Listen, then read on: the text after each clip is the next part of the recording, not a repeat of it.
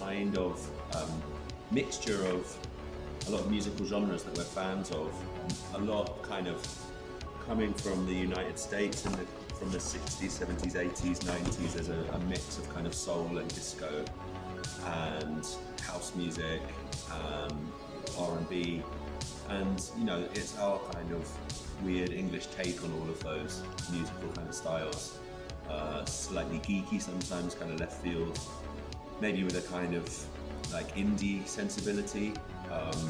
It involves a kind of multitude of different synthesizers, some vintage and some more modern, and guitar, bass, drums. Yeah, all kind of mixed up in this kind of quite chaotic but hopefully quite accessible way.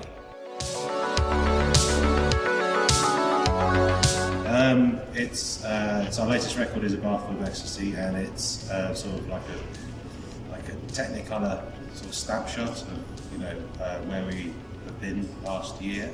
We recorded it in East and West London and over in Paris, and worked with two producers, Roddy McDonald and Philippe Sedar, and yeah, it's kind of like,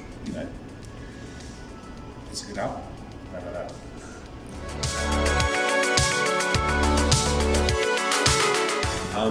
So the video for Bath Full of Ecstasy is something that we're very, very proud of. It's a friend of ours called Oliver Payne, who's a kind of quite serious artist in his own right. He's had exhibitions around the world and lives in Los Angeles right now. And he, after hearing the song, it reminded him of a track from like the soundtrack of a kind of Japanese computer game. In the way that it sounded, he thought it kind of, he'd heard something like that before on the soundtrack to something like Bubble Bobble or like a kind of classic Japanese computer game. So he made a kind of false video as if the song was from the soundtrack to a game like that. He kind of had friends of his create graphics for this kind of pretend game featuring little sprites of us, all the different band members kind of completing these different levels by like singing musical notes and kind of beating bad guys. So it's a little bit like a platform game like Super Mario or something, which we thought was just a wonderful idea, and he executed it really amazingly well. And yeah, we're super, super into it. So yeah, good times. Playing in Mexico, it's always a pleasure. We wish we could play more often in Mexico. It's been a while since we've been here, so we're very excited to come back, and it's been a great time of year to play as well.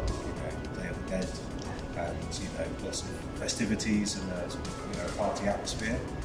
So yeah, we had our own shows and we had a festival show, and all very exciting, good audience sort of response. Well done, those guys. And yeah, it's a place that we always very excited to come in terms of music and culture and hopefully food as well. Of course, the people are very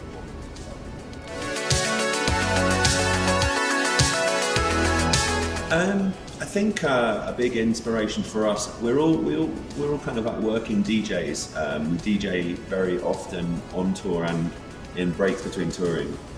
And so I know personally, like, I spend a lot of free time trawling through new releases of different records in different genres from a club perspective, looking for fun things to play whilst DJing, and I find that very inspiring for Hot Chips music, in terms of the kind of devices used in club music to kind of excite a crowd and get people dancing are things that work their way into Hot Chips music in a big way all the time. So that's definitely an inspiration.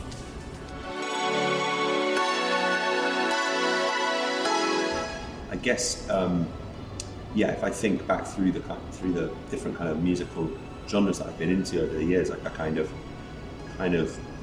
began with listening to a lot of kind of grunge music and 90s hip hop. So there'd be some of those kind of bands, Smashing Pumpkins, Pavement, and hip hop like Wu-Tang Clan, Gang Starr, these kind of things. And then I moved into kind of more going raving to jungle music in London in the late 90s, when that music was super kind of exciting and creative, and that kind of turned into UK garage and house music around the year 2000, and that's been a kind of real soundtrack to my life since then, honestly, like disco and house music. And right now kind of listening to quite a lot of more kind of ambient synthesizer experimental kind of pieces as well. So yeah, those would be the kind of things I think in the soundtrack.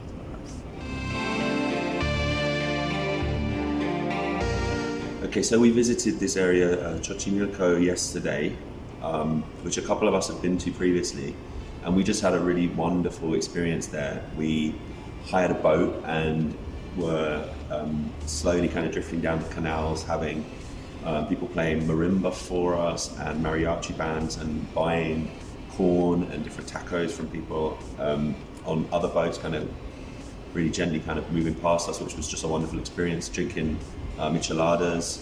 And then we happened to be close to like a park where they were offering to like ride horses, and we were with like Alexis's daughter Prudence, who's kind of I think 10 years old, and she was super excited about riding a horse, and so we all decided to do that. And like I think maybe I've only ridden an animal once in my life before, when I was maybe like 16 or something, and it was pretty terrifying to begin with, but really, really, really fun and beautiful. And the park was really nice. It was at dusk. We were like having some great food just before that, and so we just had a really wonderful day. And yeah, just feel like this city has like a wealth of cultural kind of life to kind of get involved with. So yeah, we've had a fantastic time while we've been here, honestly.